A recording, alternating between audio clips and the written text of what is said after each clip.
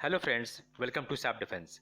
आज हम बात करेंगे एक डिफेंस के बेहद ही इंपॉर्टेंट अपडेट के बारे में, और वो अपडेट इंडियन नेवी को लेकर है। गवर्नमेंट ऑफ इंडिया ने 10 naval shipborne unmanned aerial system, जिनकी कीमत तकरीबन 1300 करोड़ रुपए है, उसकी मंजूरी दे दी है, उसे अप्रूव कर दिया है। इसके लिए इंडियन नेवी ने RFI लास्ट ईयर यानी 2020 में जुलाई अगस्त को इशू किया था। इसके हिसाब से यूनिट कॉस्ट जो है वो तकरीबन 130 करोड़ रुपए होगी।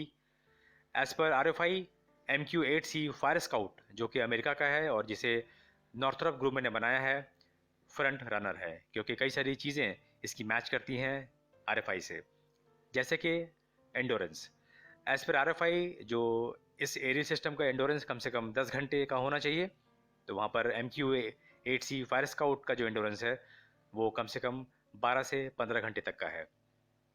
इसके बाद ये पर डे 8 घंटे और पर मंथ 250 घंटे फ्लाई करना चाहिए, शॉर्टी लेना चाहिए।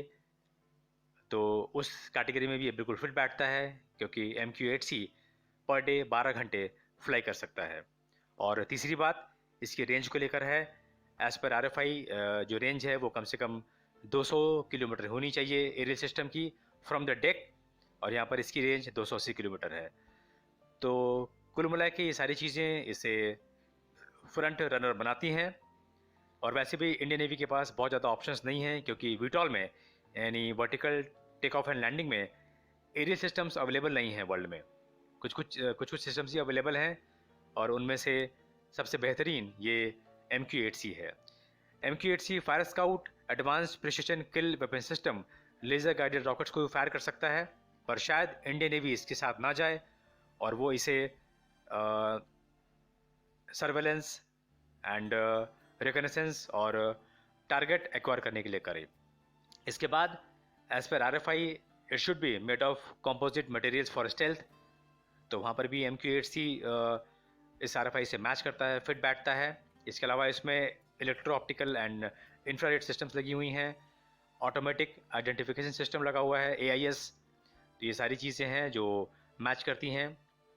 इसके अलावा इसमें communication relay along with communication intelligence यानी कॉमेंट, और साथ में इलेक्ट्रॉनिक इंटेलिजेंस पेलोड्स, ये सारी चीज़ें हैं जिससे ये इक्विप्ड है एज पर RFI। इसके अलावा इंडियन नेवी को एडवांस्ड मैरीटाइम पेट्रोल रडार चाहिए, MPR, जो कि एक आइसा रडार है, नवल वर्जन है इसका। इससे भी ये इक्विप्ड है, और in case of loss of communication ये वापस मदरशिप पे लैंड कर सके। तो ये सारी चीज़ें MQ-8C कर सकता है।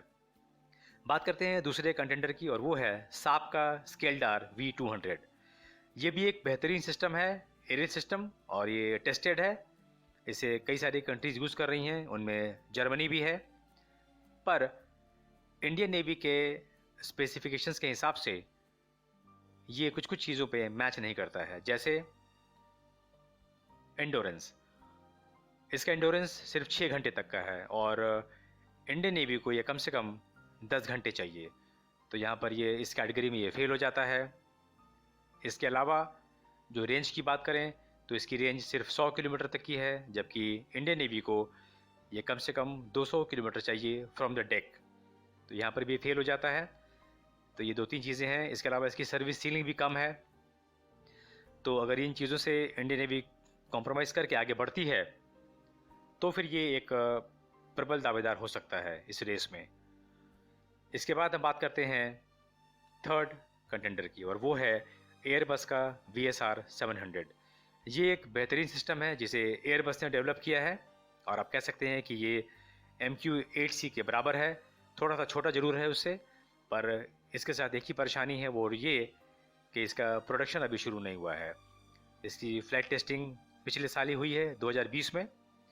इसका भी एंडोरेंस 8 से 10 घंटे तक का है, जो कि RFI से मैच करता हुआ है। रेंज इसकी 185 किलोमीटर है, जो तकरीबन 200 के आसपास ही है, और इसकी सर्विस सीलिंग 6000 मीटर की है, और कैपेसिटी 100 kg की है ऑफ मिशन पेलोड। तो ये सारी चीज़ें जो हैं वो बेहतरीन हैं, और MQ-8C के बराबर खड़ी करती हैं इसे। इसका जो कनेक्शन है विथ ग्राउंड कंट्रोल स्टेशन वो बना रहता है थ्रू डेटा लिंक। इसके अलावा इसमें इलेक्ट्रो ऑप्टिकल सिस्टम लगे हुए हैं, साथ में नवल टैक्टिकल रडार है, इसके अलावा ऑटोमेटिक आइडेंटिफिकेशन सिस्टम और साथ में डेक फाइंडर लैंडिंग सिस्टम। तो इतनी बेहतरीन चीज़ें इसमें लगी हुई हैं, पर अफसोस कि इसका प्रोडक्शन अभी शुरू नहीं हुआ है, तो यह रेस से वैसे ही बाहर हो जाएगा। साप का स्केल्डार V200 एक बेहतरीन सिस्टम है, पर यहाँ भी एंडोरेंस, रेंज और सर्विस सीलिंग ये चीज़ें इनसे मैच नहीं करती हैं, पर अब ये डिपेंड करता है इंडियन नेवी के ऊपर।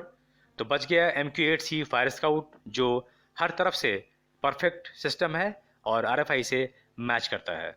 तो मुझे लगता है कि एक प्रबल दावेदार MQ-8C फायर स्काउट ही होगा। तो ये बात थी दोस्तों इस एरियल सिस्टम के बारे में जिसे इंडियन नेवी ढूंढ रही है। मुझे उम्मीद है आपको ये पसंद आया होगा, तो इसे शेयर करें, लाइक करें और सब्सक्राइब जरूर करें। जय हिंद।